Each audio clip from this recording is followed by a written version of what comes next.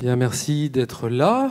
Je m'appelle Franck Prime, je pense que vous étiez là ce matin, donc je réitère, j'ai fait une centaine de salons, un petit peu partout en Europe. Donc là, vous allez passer à la 4e keynote, animée par le grand, le séminant, l'extraordinaire Monsieur Ginisti. Et je ne vais pas parler plus longtemps parce que c'est un orateur de pair.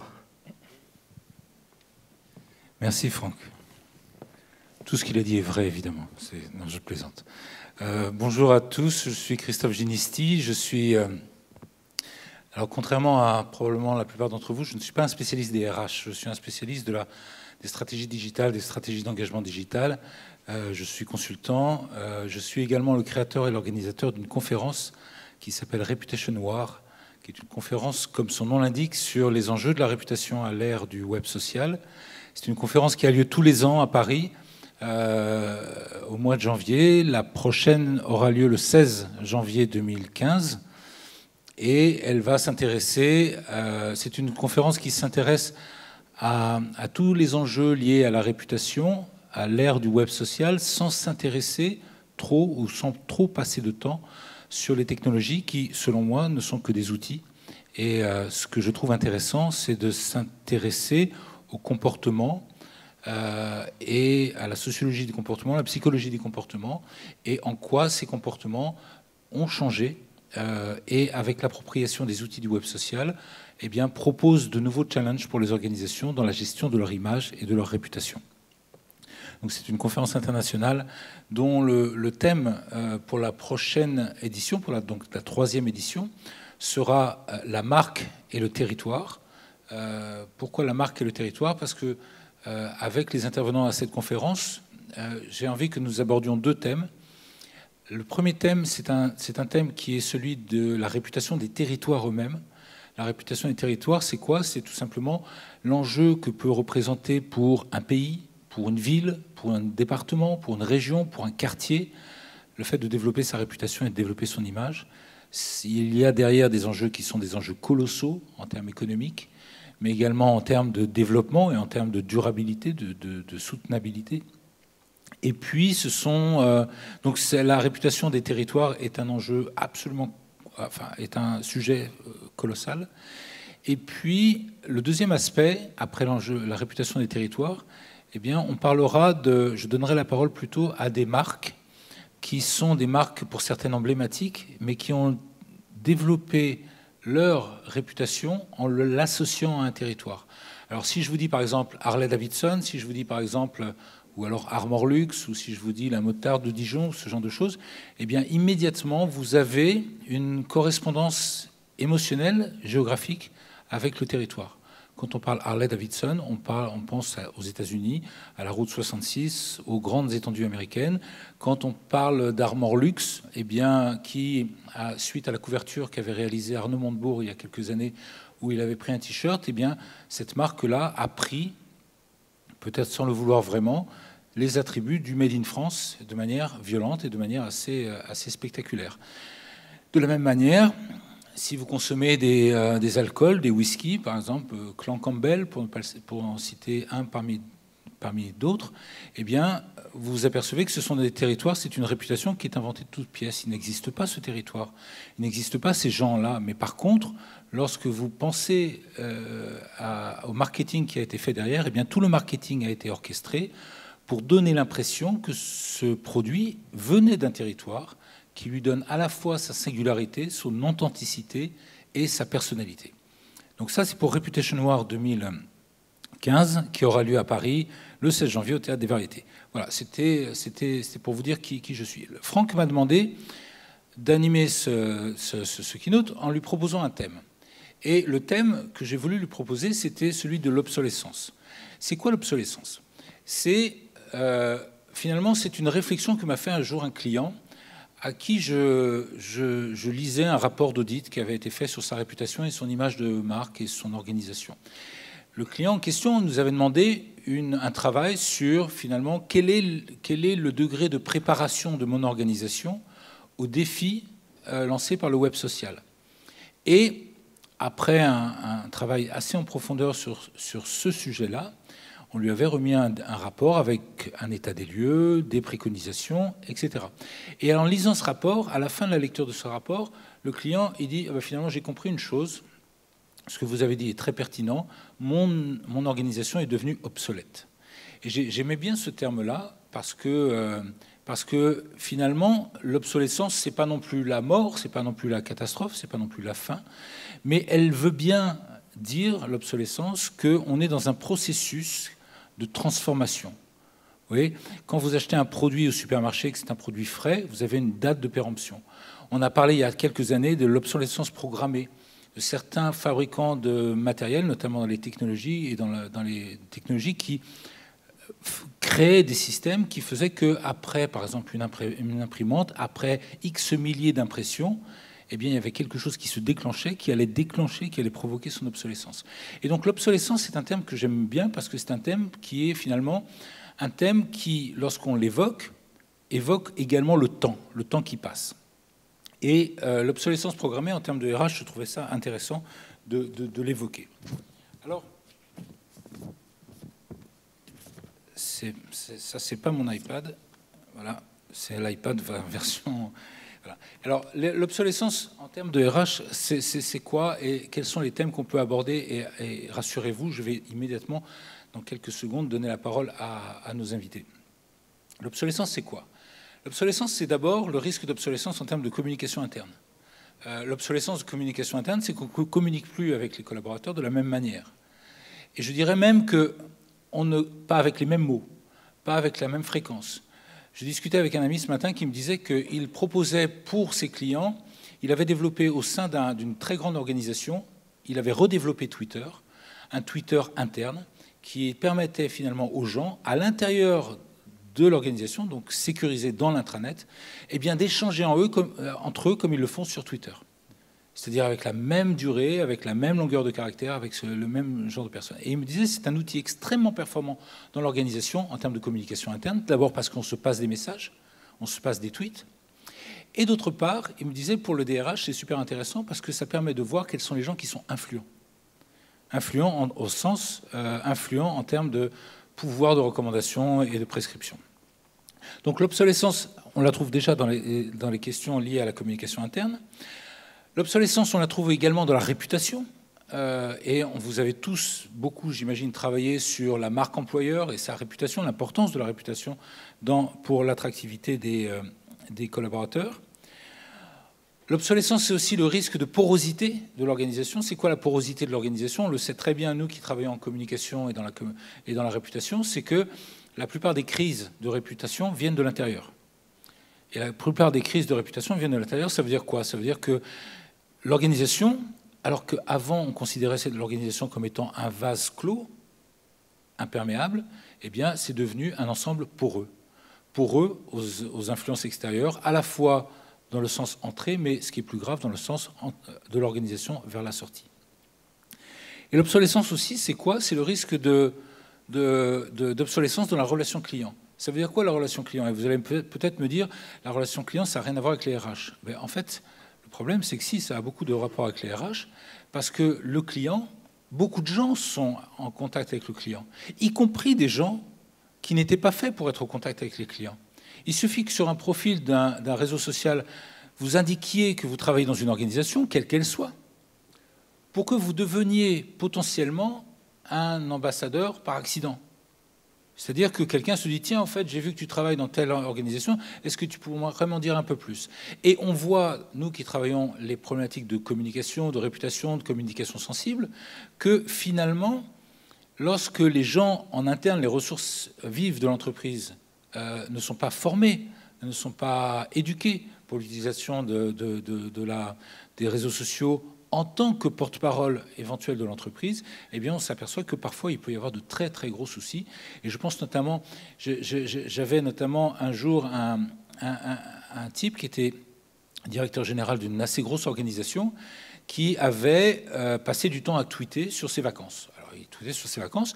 Il a un compte qui n'était pas du tout professionnel, mais simplement il était connu parce que c'est un personnage connu dans son industrie, et il a tweeté ses vacances. Et il disait, comme la plupart des tweetos, ce compte est personnel. Sauf qu'il a tellement tweeté de choses qui étaient indicatrices de sa personnalité, de ses hobbies, de ce genre de choses, que ça a totalement déteint sur la réputation de son organisation. Et sur la réputation de lui en tant que manager, et non pas en tant que père de famille qui passait des vacances tranquilles, mais en tant que manager. Et ça a eu un impact colossal là-dessus, qui après a eu beaucoup d'impact sur son organisation. Je vous donne un autre exemple, celui du patron de Système U, Papin, que beaucoup de gens connaissent. Je ne sais pas si vous avez vu passer ça il y a quelque temps. Serge Papin, c'est Serge, hein, c'est ça? C'est Serge? Bon, c'est sûr que c'est pas le footballeur, mais bon, bref, on va dire que c'est Papin, le patron de Système U, avait un compte Twitter et il tweetait vraiment.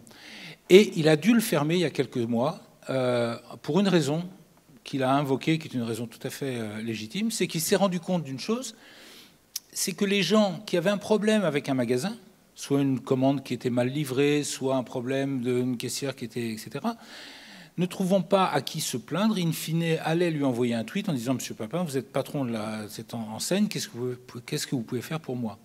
Vous imaginez, patron de Système U, il ne peut pas aller quand même régler la livraison de Madame Martin dans l'Ardèche.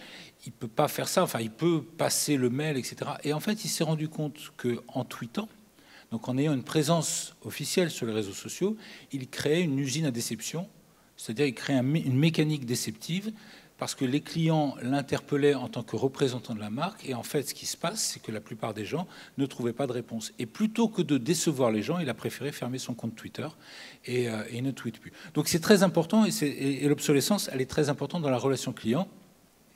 Et un autre exemple pour illustrer ce sujet de la relation client, eh bien, c'est ce client qui me disait il n'y a pas très longtemps, il m'a dit, mais quand un client se plaint sur les réseaux sociaux, qui est-ce qui lui parle? Alors, il me pose cette question comme ça. Il me dit, qui est-ce qui lui parle? Je lui dis, je ne sais pas, ça va être normalement la relation client. Elle me dit, non, c'est le marketing, parce qu'il se plaint sur les réseaux sociaux, mais c'est un média. Le gars est un média. S'il est influent, s'il est blogueur, il est un média. Donc, si c'est un média, c'est le marketing et la com qui va me dire, c'est à moi. Mais il y a aussi la relation client qui va dire, c'est à moi. Et puis, etc., etc. Et tout un tas de gens dans l'organisation s'attribuent la responsabilité de parler à cette personne-là. Et donc, ça change beaucoup de choses. Voilà, donc l'obsolescence, c'est quoi? C'est tout simplement ces risques de péremption de l'efficacité de l'organisation au contact du réseau social. Et voilà la petite introduction que je voulais faire petite, enfin, bon, voilà.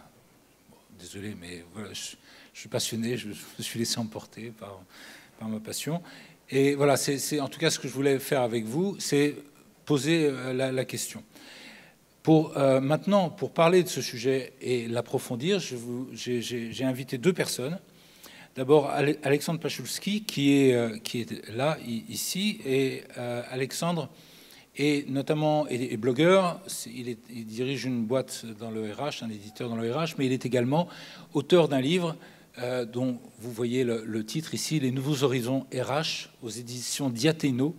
Très bonne maison d'édition, qui a eu le bon goût de publier un de mes bouquins. Ah, non, voilà. Non, je plaisante. Voilà, très bonne maison d'édition. Et en fait, Alexandre va nous parler de cette notion d'obsolescence également. À côté d'Alexandre, Hervé Dufoy, qui est DRH d'une grande organisation qui s'appelle l'AFPA. Vous connaissez tous, j'imagine, l'AFPA, formation professionnelle, qui a 10 000 membres, un peu plus de 10 000 membres, hein, un peu moins, voilà. Et qui va nous parler de son expérience, et notamment de ce que le digital change dans la relation des gens au temps, à la famille, à leur environnement, etc. Mais pour commencer, je voudrais donner la parole à Alexandre sur les nouveaux horizons RH, et notamment sur cette question d'obsolescence. Avant de préparer cette intervention, Alexandre me disait finalement, une chose dont on se rend compte, c'est que les RH n'ont finalement pratiquement jamais été confrontés à un tel chantier que celui de la transformation au digital. Alors Alexandre, est-ce que vous pouvez nous parler de ça? Bonjour à toutes et à tous. Alors effectivement, juste pour introduire le sujet et peut-être rebondir un petit peu sur ce que disait Christophe, moi pour vraiment dire un mot, je travaille dans les RH depuis une quinzaine d'années, d'abord en tant que consultant et maintenant effectivement en tant que patron produit d'un éditeur logiciel. Et le bouquin finalement a trouvé son origine sur un constat, presque un étonnement. Donc je vais aussi vous raconter finalement une toute petite histoire, c'est que moi quand j'étais gamin, j'attendais le samedi soir que des amis de mes parents viennent, qui viennent de l'entreprise, des IBM, des HP, des Dell, de toutes ces entreprises informatiques, voire des entreprises même industrielles autres, pour me parler de ce qui se passait dans l'entreprise, me parler d'outils nouveaux, parce que j'ai toujours bien aimé un peu les outils, et me dire un petit peu voilà, quelles étaient les innovations. Et ça se passait dans l'entreprise. Et ce qui est amusant pour rebondir sur ton histoire, c'est qu'aujourd'hui, qu'est-ce que fait l'entreprise ? Elle essaye de regarder ce qui se passe dehors et elle essaye de refaire des Twitter au sein de l'entreprise, c'est-à-dire, ça correspond à quoi? Elle essaye de rattraper les usages, les comportements de ses collaborateurs, des comportements et des usages qui sont plus avancés hors de l'entreprise que dans l'entreprise. Et aujourd'hui, l'entreprise regarde ce qui se passe dehors pour s'en inspirer. Et ça, c'est vraiment nouveau. C'est nouveau, c'est venu beaucoup avec les médias sociaux, c'est venu beaucoup avec, d'abord en 2003, qui a été une année assez forte, les MySpace, où tout d'un coup, tous les musiciens n'avaient plus besoin d'une maison de disques pour faire connaître leurs œuvres, avec les LinkedIn, où tout d'un coup, on pouvait parler de soi, on pouvait commencer à rentrer en communication avec qui on voulait, sans avoir le tampon d'un organisme professionnel ou l'aval de son manager. Et puis je ne vous parle pas de la vague Facebook de 2006, où tout d'un coup, on devient aujourd'hui 1,3 milliard de membres qui peuvent se parler les uns les autres, se montrer des photos, créer des groupes, s'inviter à je ne sais quel événement. Et ça génère quoi? Ça a généré en fait dans notre vie hors de l'entreprise des changements de comportement, des changements d'habitude. On est plus responsable, on est plus autonome, on peut faire valoir notre créativité, on peut vraiment finalement être beaucoup plus libre que l'on était auparavant dans l'entreprise. Et ce qui est amusant, c'est de constater quoi? C'est de constater qu'à 9h moins 1, on a vraiment un comportement qui est le nôtre, encore une fois, très responsable, très autonome, plutôt communicant, plutôt collaboratif. Et à 9h01, quand on arrive dans l'entreprise, on arrive dans un autre monde. Alors, puisqu'on parle d'obsolescence, c'est un terme, c'est vrai, qui est sympathique, je n'utilise pas beaucoup, mais on peut parler effectivement d'entreprise obsolète, parce qu'à 9h01, on va attendre des collaborateurs qu'ils aient un comportement totalement différent. On a des gros mots comme workflow de validation, feuille de route, autorité, pouvoir. Et dehors, on parle d'influence, de collaboration, de partage. Et il y a un choc. Et ce qui est amusant, pourquoi moi je me suis intéressé à ce sujet-là, la direction des ressources humaines, moi de ce que j'en comprends, depuis une dizaine d'années où on parle de gestion des talents, et donc on n'est plus simplement dans l'administration du personnel, dans la paye, les temps, les absences, mais on est vraiment dans le développement du capital humain. Donc la compréhension des attentes des collaborateurs, le développement de leurs compétences, la réponse à leurs aspirations, nos chers amis des RH, que vous êtes probablement, qui travaillent dans ces directions, on a finalement en charge d'épanouir, aussi bien du point de vue psychosocial que du point de vue vraiment des compétences et de l'employabilité, nos collaborateurs, mais on va leur demander d'adopter des usages qui ne sont plus du tout les leurs. Et là, entre guillemets, ça ne choque personne. Pourquoi je dis que ça ne choque personne? Parce que finalement, pour travailler avec plus d'une centaine, je suis à peu près sur 600 clients aujourd'hui avec lesquels j'interagis plus ou moins régulièrement sur toute l'Europe, au moins toute l'Europe, on se rend compte de quoi? Ceux qui sont sortis de l'administration du personnel et sont sur la gestion des talents, on leur demande d'être plus efficaces sur leur processus RH. Mais est-ce qu'on leur demande de transformer l'entreprise ? De faire évoluer la notion de pouvoir justement en une notion d'influence, de renverser la pyramide où ce sont les collaborateurs qui vont faire part de leurs aspirations, faire part de leurs attentes, qui vont apprendre des choses à leurs managers, parce que peut-être qu'ils sont plus connectés, parce que peut-être qu'ils travaillent sur des projets et on va en apprendre. Et donc finalement le thème de l'obsolescence, moi je l'appréhende beaucoup par comment est-ce qu'on peut rendre une entreprise digitale. Et là je vous prie de croire que quand c'est un directeur produit qui vous dit rendre une entreprise digitale, ça ne veut pas dire il va falloir leur donner des outils. Non, ce n'est pas parce que vous publiez des offres d'emploi sur LinkedIn que vous êtes un RH 2.0. Ce n'est pas parce que vous mettez un réseau social dans l'entreprise que tout le monde va commencer à communiquer. Et puis si par malheur vous l'avez fait en l'appréhendant par les outils, le premier collaborateur qui aura dit quelque chose qui n'est pas très corporate et qui se verra modérer et interdire son commentaire par un service de la communication, je peux vous assurer, vous faites ça 3 fois, puis votre réseau social, vous pouvez l'oublier. C'est pas du tout le thème de l'outil, c'est vraiment le thème de la transformation de l'entreprise. Et la question qui se pose, c'est ça veut dire quoi? Qu'est-ce qu'on doit faire? Qui s'en occupe? Moi, j'ai une conviction, je ne vous dis pas que c'est une certitude, je ne dis pas que c'est une vérité, mais c'est une vraie conviction, c'est que finalement les RH aujourd'hui sont peut-être en position, en meilleure position, pour mener un petit peu cette transformation, parce qu'encore une fois, le cœur de l'activité concerne les collaborateurs. Et les collaborateurs ne pourront plus être heureux, ne pourront plus être efficaces dans une entreprise qui ne leur ressemble plus du tout. Et je ne parle pas que de génération Y, j'en fais pas partie. Donc voilà, moi le thème de la transformation, le bouquin je l'ai écrit pour ça, et ce que je constate aujourd'hui, voilà, c'est que les RH, on parle de community management RH, de RH 2.0, de tout ce que vous voulez, et moi j'ai l'impression que les RH sont un petit peu sur le bas-côté, ont envie mais n'ont pas toujours les pouvoirs, quand ils veulent lancer une initiative, ils sont bloqués par la SI, ils sont bloqués par la com, c'est très difficile de créer une page entreprise Facebook avec un vrai tripartite com, SI, RH, c'est très très dur. Et on est aujourd'hui dans une entreprise qui n'est pas faite pour répondre à ces attentes-là. Donc la question, effectivement, c'est comment est-ce qu'on peut s'y prendre? Ça doit partir du bas, du haut. On commence par les outils, l'organisation. Et d'abord, est-ce que oui, les RH sont bien les personnes qui peuvent un peu mener cette... on peut parler d'une révolution, ou en tout cas, essayer d'engendrer cette mutation. Donc voilà, en tout cas, pour ce qui m'intéresse, moi. Alors c'est très intéressant de parler de la pyramide, la notion de pyramide. Vous savez tous que dans les années 70, il y a eu le patron de SAS qui avait théorisé cette fameuse pyramide inversée.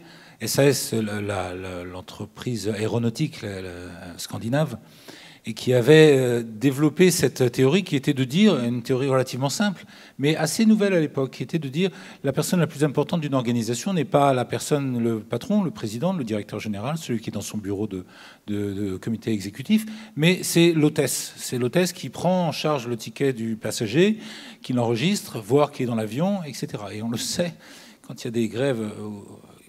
Il arrive parfois qu'il y ait des grèves dans l'aérien, que les pauvres hôtesses, enfin, ou le personnel au sol, c'est celui qui va être au contact.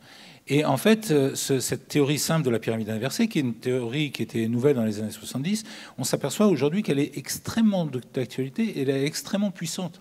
Parce que, en fait, la totalité des personnes aujourd'hui qui travaillent, des collaborateurs qui travaillent dans une organisation, sont potentiellement au contact de tous les clients de cette organisation. Et qu'il y a des zones de proximité, des zones de contact, voire des zones de friction qui sont multiples.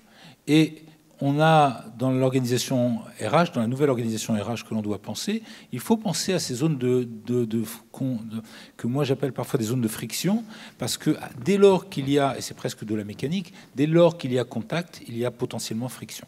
Voilà, donc c'était pour rebondir sur ce que tu disais sur la pyramide, et rappeler que finalement ces sujets ne sont pas forcément nouveaux, mais qu'ils trouvent aujourd'hui tout leur sens avec l'appropriation des médias sociaux.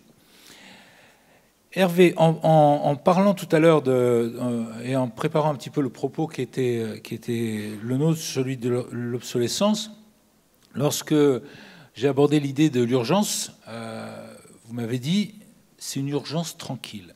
C'est urgence tranquille. Et l'urgence tranquille, c'est quoi que vous m'avez dit juste après, c'est finalement l'urgence de redonner du sens. Et de redonner du sens à tout ça. Alors, est-ce que vous pouvez détailler cette urgence tranquille et à quel point on en est? Merci.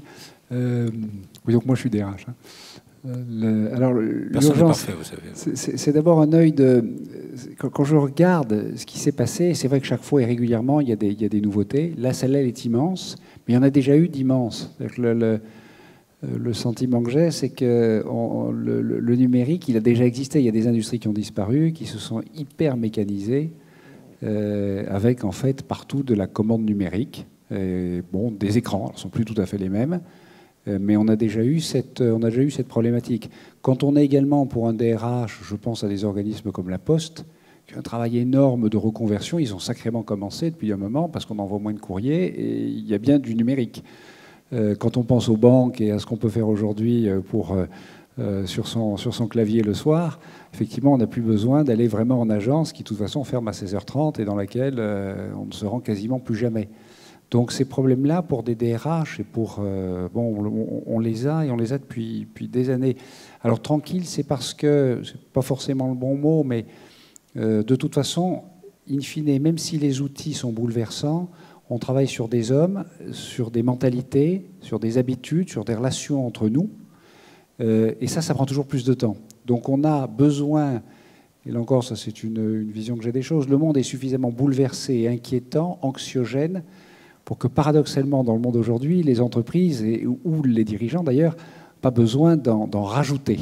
C'est-à-dire on a plus à faire, on a plus besoin d'expliquer, d'accompagner, d'aider, pour d'ailleurs savoir de temps en temps pousser, donner un coup de pied, aller plus vite, mais plutôt que d'affoler tout le monde, qui de toute façon déjà s'affole le matin en écoutant sa radio, en se rasant, en se lavant les dents, en apprenant le nombre d'entreprises qui ferment, les problèmes d'emploi, etc., surtout en France.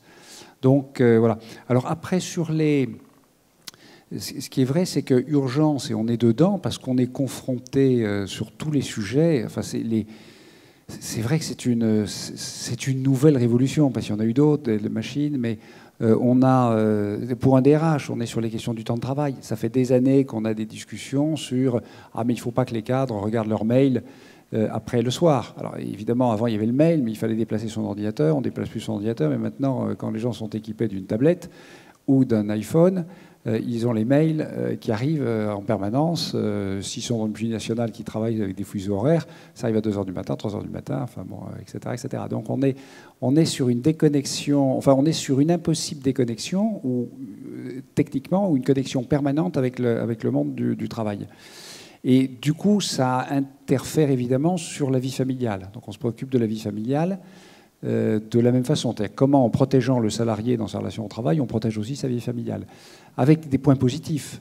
C'est-à-dire que dès lors qu'un salarié sait qu'il a le droit de couper, il n'y a rien de plus terrible que de vivre en se disant « D'Ahmed, il faut que je fasse dans les entreprises, dans des objectifs, des dates, des machins, enfin ça n'arrête pas », et de se dire « Là, je peux régler ce problème, y compris à 5h du matin ». Et après, je dormirai mieux. Si je l'ai réglé évidemment à 8h du soir, la veille, c'est mieux. Mais si je le règle à 5h, c'est mieux que jamais. Et que de traîner avec.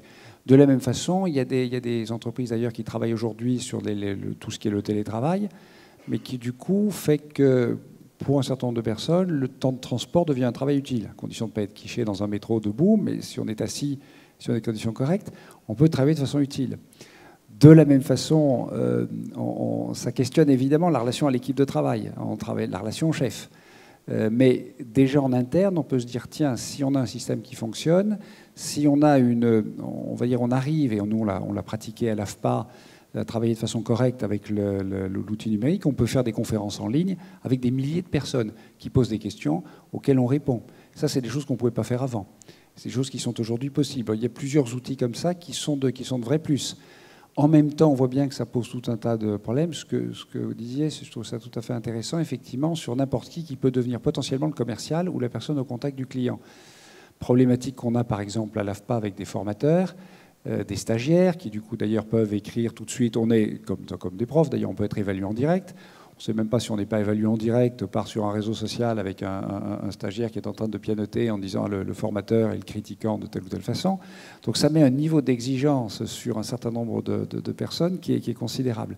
Et de savoir donc, comment on peut gérer ce genre de choses. Et puis, avec là encore des aspects positifs et questionnants, sur lesquels on n'a pas, moi je pense que j'ai pas de réponse, ou en tout cas je pense dans mon entreprise, aujourd'hui, que je m'interdirais d'en avoir une sans en discuter, réfléchir avec les personnes concernées, le plus de monde possible. Est-ce qu'on est amis ou pas? Vous êtes prof, est-ce que vous êtes amis avec les étudiants? Vous êtes donc stagiaire, enfin vous êtes à l'AFPA, vous êtes formateur, est-ce que vous êtes amis avec les stagiaires? Pendant, après, sur un réseau social. Mais commercial, est-ce qu'on est amis avec ses clients? Et qu'est-ce que ça veut dire qu'être ami sur... ça pose toute une série de questions, sachant que, y compris en droit, j'expliquais il n'y a pas très longtemps, je questionnais mes partenaires sociaux qui, sur le numérique, disaient, bon, alors partenaires sociaux, l'AFPA prend des formateurs qui sont déjà des gens d'expérience. Donc on a une moyenne d'âge plus âgée. Donc forcément, quand vous avez une moyenne d'âge à 45-50 ans, vous ne posez pas la même question que dans une start-up ou 25-30 ans. Et sur ce sujet-là, je leur disais, mais vous savez, vous avez quelqu'un qui est ami, qui vous envoie sur un réseau social à son formateur qui vient de quitter la veille un mot et qui fait une crise cardiaque à ce moment-là, quelle est la relation au travail? c'est dans le travail, c'est hors travail, c'est toute question qui remettent en cause le droit, sans même parler, quand vous discutez de ce sujet-là avec des syndicalistes, là où ils font leur boulot, les représentants du personnel, de dire, je vous rappelle que le salarié, normalement, travaille 35 heures, ou bien il est à forfait jour. Si c'est le forfait jour, qu'est-ce que ça signifie quand il y a la nuit? Et quand on est sur des numériques, il n'y a plus aucun... le lien au forfait jour devient extrêmement... c'est tout le monde. Tout le monde potentiellement est sur ce genre de choses. Évidemment, on y reviendra peut-être, la relation au chef. Qu'est-ce que c'est qu'un chef dans ce truc-là? Et là, on se pose toute une série de questions. Les stress que ça propose. Et puis, le rôle de la DRH. J'écoute avec intérêt ce que vous disiez. C'est vrai que la DRH, on y est déjà sur certains sujets, notamment sur le recrutement. Il y en a d'autres, on est à côté. On est encore dans les grandes organisations à négocier avec nos partenaires un certain nombre de choses. Puis il y a toute une partie de la réalité qui nous passe à côté. Là, de l'autre côté, c'est toujours si on s'en aperçoit. Donc ça questionne, là encore, de façon énorme ce sujet-là. Voilà, je vais... Juste peut-être, Alexandre. Oui, pour réagir sur ce que vous disiez, il y a quelques mots-clés pour moi qui sont au centre de tout le débat. Et puis c'est très d'actualité d'ailleurs.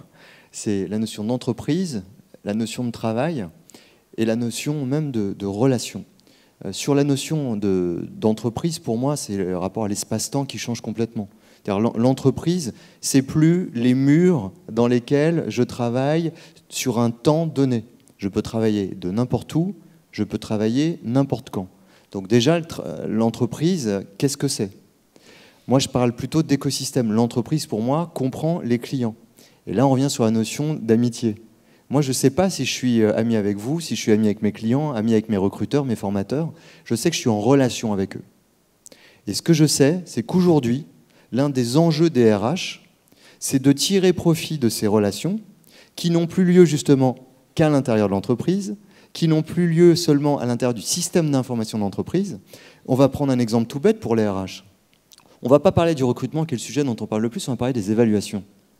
Voilà, la plupart de mes clients me disent, finalement, quand je veux connaître quelqu'un, le plus simple pour moi, c'est pas d'aller dans le SIRH, c'est d'aller sur LinkedIn. Ça pose quand même question. Je pense que ce n'est pas vrai. Je pense qu'on ne va pas en apprendre plus sur LinkedIn dans le SIRH. Par contre, la question que ça pose, je vais prendre juste... mettons que j'imagine que vous avez un N+1, peut-être qui est le DG. Si on veut évaluer votre capacité à prendre la parole en public, combien de fois votre DG a été dans la salle quand vous preniez la parole en public?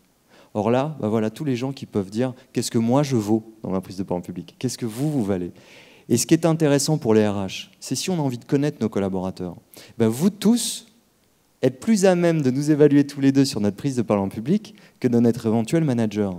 Donc si on veut enrichir le processus des évaluations, est-ce qu'on se cantonne à se réunir une fois par an entre un manager qui me voit peut-être une fois par an et qui va remplir un formulaire, au mieux dans un bureau, au pire au restaurant, sur un coin de table?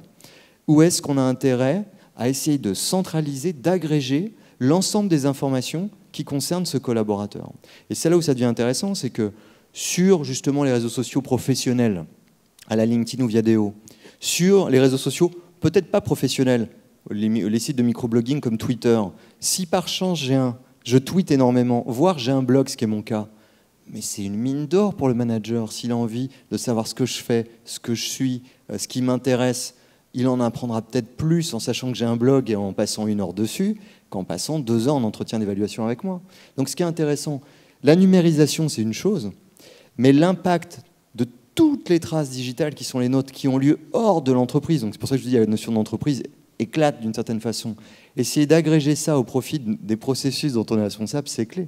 Et la relation finalement, on est peut-être amis, on n'est peut-être pas amis, mais la seule chose qui nous importe, c'est finalement de se dire, si je peux paramétrer, comme c'est le cas sur tous les réseaux sociaux, si je suis ami avec vous, vous verrez mes photos de vacances. Et si on n'est pas amis, vous ne les verrez pas. Mais on pourra quand même être en relation, on pourra quand même échanger des informations.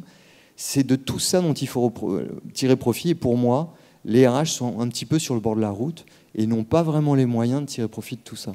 Donc c'est pour ça que la numérisation est vraiment un thème. Mais savoir exploiter toutes les informations, ce gisement extraordinaire qui a lieu sur le web et autres, c'est une vraie question aujourd'hui, un vrai challenge pour les RH.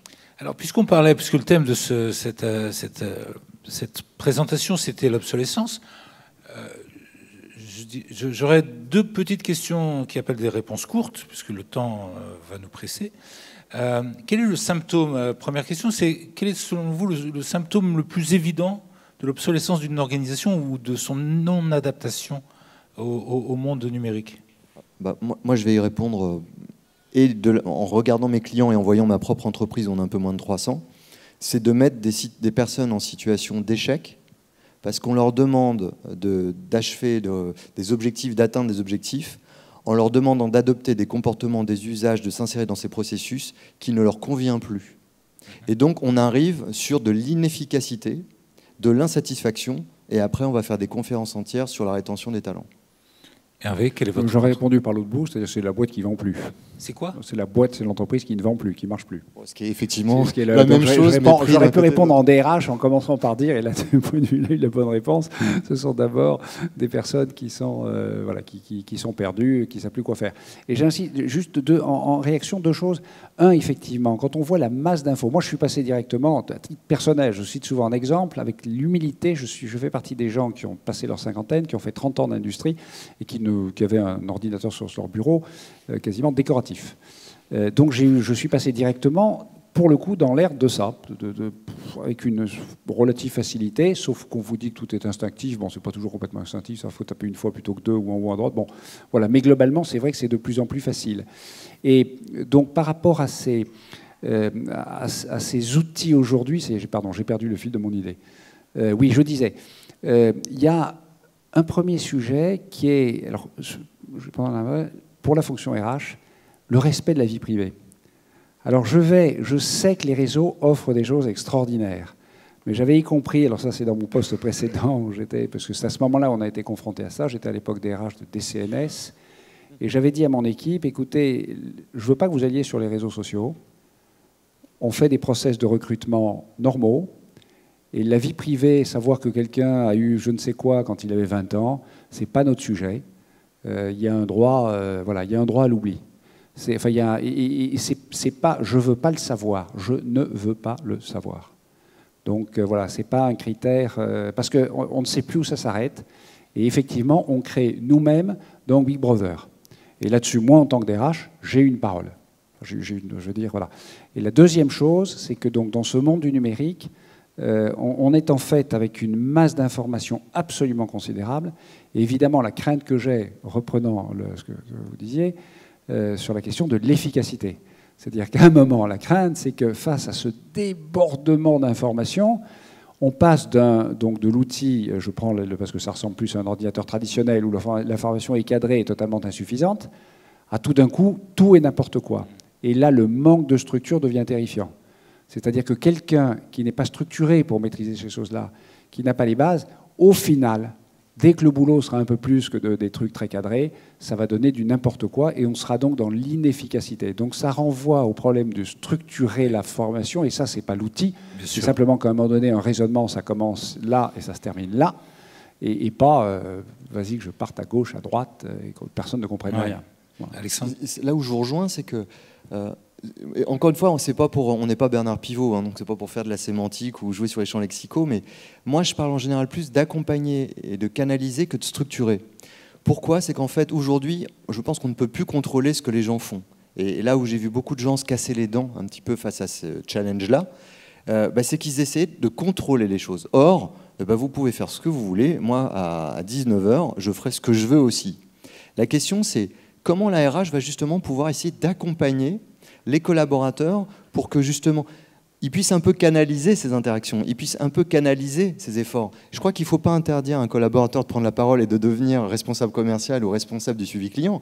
Je pense que la question, c'est plutôt d'essayer d'accompagner ça en faisant passer les bons messages, les bonnes valeurs, les objectifs d'entreprise. Et en fait, il y a un mot dont on n'a pas parlé et qui est absolument crucial pour cette révolution, c'est la notion de transparence. De toute façon, on le sait bien, on le voit bien avec les élections présidentielles. Vous pouvez essayer de cacher les résultats jusqu'à 20h. De toute façon, sur Twitter à 17h30, en 2012, c'était connu par tout le monde. Donc, la question, c'est la transparence. Et il faut une transparence de la direction vis-à-vis de ce qu'elle veut faire, de ce qu'elle veut achever, et ainsi de suite. Et à partir de ce moment-là, quand les collaborateurs prennent la parole, ils savent ce que l'entreprise essaye de faire et ça la canalise. Et juste pour revenir sur les réseaux sociaux et la vie privée, moi, je veux éthiquement respecter la vie privée et je suis contre le Big Brother, mais je pense que le vrai débat, c'est ce qui est public et ce qui est privé. Et quand je fais un blog, je vous invite à venir dessus, c'est pour que le maximum de gens le lisent. Donc c'est public, Et de le faire savoir ne me gêne pas. Mes photos de vacances, c'est privé, et c'est à moi de les cacher. Son blog s'appelle Les Talents d'Alex, si vous voulez aller le voir, c'est la minute promotion. Alors, ce qui est intéressant avec en vous écoutant sur le respect, la transparence, j'ai aussi un blog depuis 2004, et en fait, je me suis rendu compte en communiquant autour qu'il y avait non pas deux sphères qui étaient d'un côté la sphère privée et la sphère professionnelle, mais qu'il y en avait trois, la sphère privée, la sphère professionnelle et au milieu la sphère personnelle.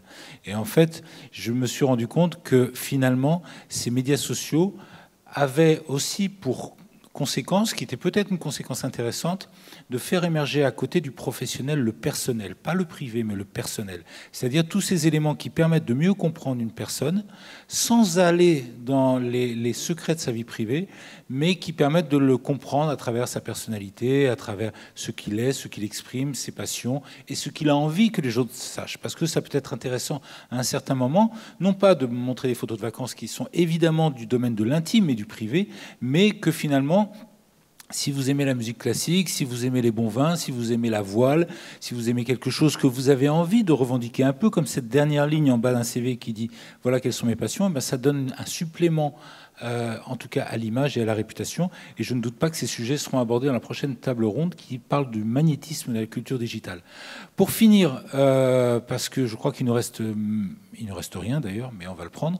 Est-ce que d'ailleurs ça me rappelle un truc le fait tout à l'heure ce que vous avez dit sur le fait de vous interdire d'aller sur les médias sociaux, ça me rappelle un copain qui est DRH recruteur dans une grande organisation, et un jour il recrute quelqu'un qui était connu pour être assez influenceur comme ça. Enfin bon, il l'avait repéré comme ça sur Twitter et sur Facebook. Et il le recrute et ils font un entretien où ils se mettent d'accord sur le poste, sur le job, etc.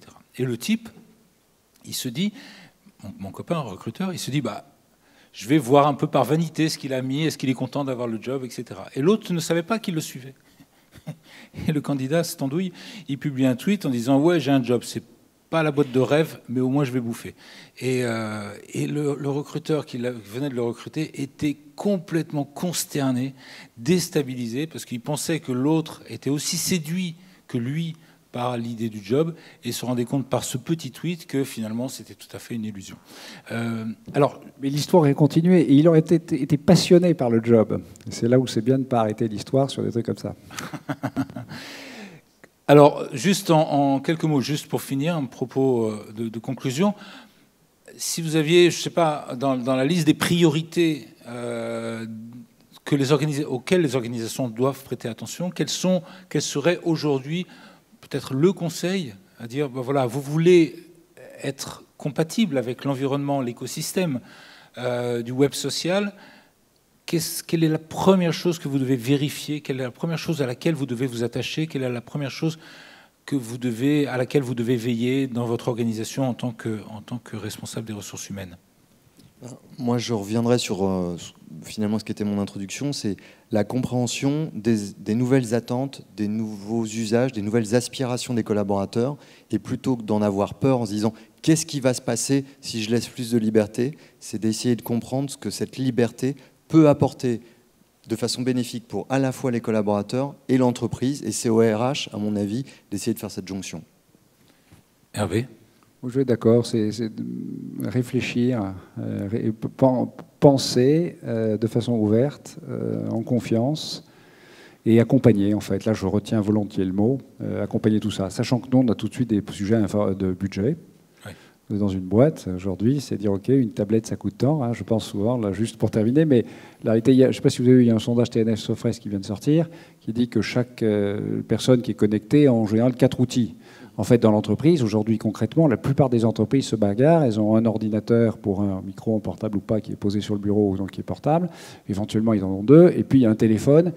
Et le téléphone qui n'est pas toujours un modèle totalement interconnecté. Et donc, si vous voulez changer pour 10 personnes, 100 personnes, 1000 personnes, 10 000 personnes, ça a un coût.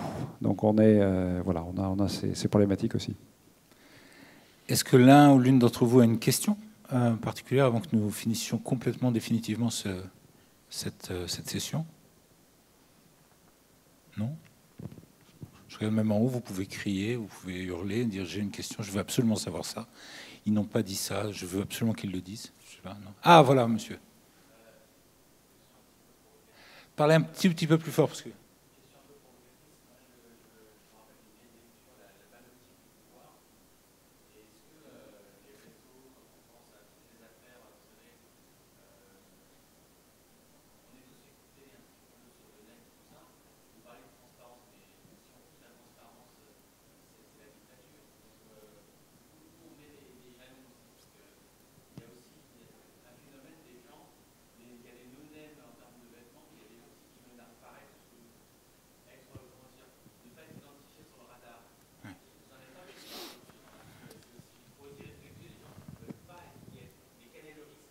Alors, peut-être on peut reformuler la question pour que tout le monde l'ait bien entendu. Alors, pour reformuler simplement, c'est quel est le risque, effectivement en gros, est-ce qu'on risque de pénaliser les gens qui ne sont pas connectés au profit de ceux qui vont beaucoup parler d'eux, mais qui ont peut-être moins à dire si je reformule. Et non seulement ce n'est pas provocateur, mais je pense que c'est extrêmement pragmatique. J'ai dans ma boîte, il y a beaucoup de développeurs informatiques. Paradoxalement, un développeur informatique, on pourrait croire qu'il est méga connecté, qu'il a 4 tablettes sur son bureau. C'est souvent parce qu'il est extrêmement chassé, le premier à se foutre de tout ça. Et du coup, il n'y aura même pas un profil social, ça se peut. Du coup, moi, je parle de tout ça, encore une fois, et je reviens sur la notion de blog, de ceux qui ont envie de parler d'eux, de faire savoir des choses qu'ils n'ont peut-être pas l'occasion de faire savoir dans le cadre de leur mission, dans le cadre de l'entreprise, qu'on ne leur laisse pas le temps d'exprimer. Donc pour ça, je dis, il faut savoir écouter un peu plus loin au-delà des frontières de l'entreprise. Pour autant, le rôle du manager et des RH en particulier, c'est d'apprendre à connaître les gens. Et ce qui est sûr, c'est que quelqu'un de pas connecté, il ne faudrait pas qu'il soit pénalisé. Donc si on ne trouve aucune trace de lui, il ne faut pas se dire « Oh, le gars, il est complètement ringard, bah, tiens, on va le mettre au placard parce que ce gars-là, il a raté le train, il est obsolète. » Il faut peut-être déjà se dire « Tiens, ça ne t'intéresse pas d'être sur des médias sociaux, puis qu'est-ce que tu fais alors, pour le coup ?» et de s'intéresser à lui, entre guillemets, permettez-moi l'expression un peu triviale, à l'ancienne.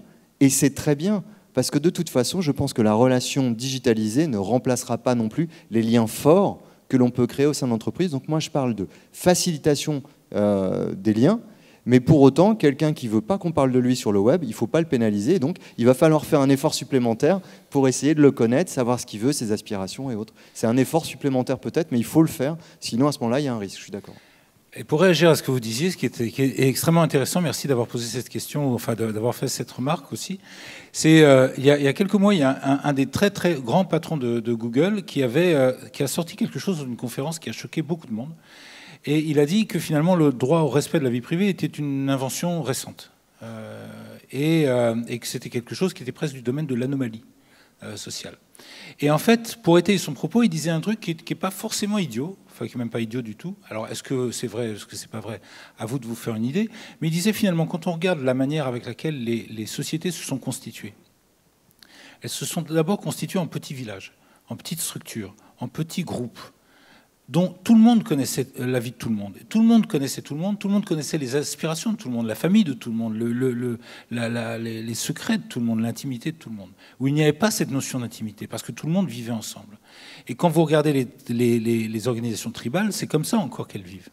Et il dit finalement, la révolution industrielle, la révolution urbaine, deuxième milieu du XXe siècle, finalement a créé de toutes pièces l'anonymat. Et a créé de toutes pièces cette espèce alors, encore une fois, c'est pas moi qui m'exprime, c'est le gars de Google qui disait ça. Et en fait, il a mis des gens dans des villes dont les gens ne se connaissent plus, qui sont trop nombreux, ils ne peuvent pas se connaître.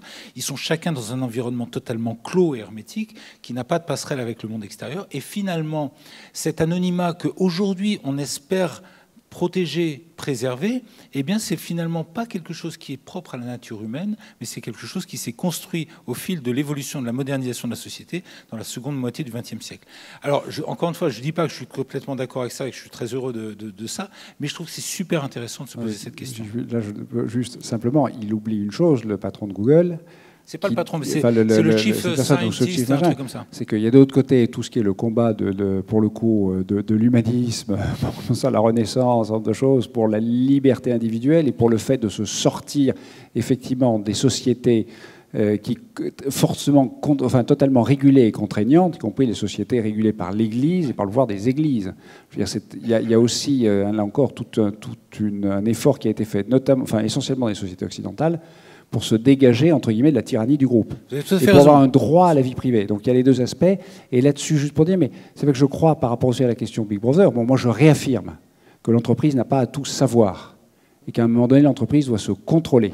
Et contrôler les pratiques de ses salariés. Effectivement, et je trouve que la distinction vie privée, vie professionnelle, vie personnelle est probablement quelque chose à connaître. Mais qu'on doit avoir cette chose-là.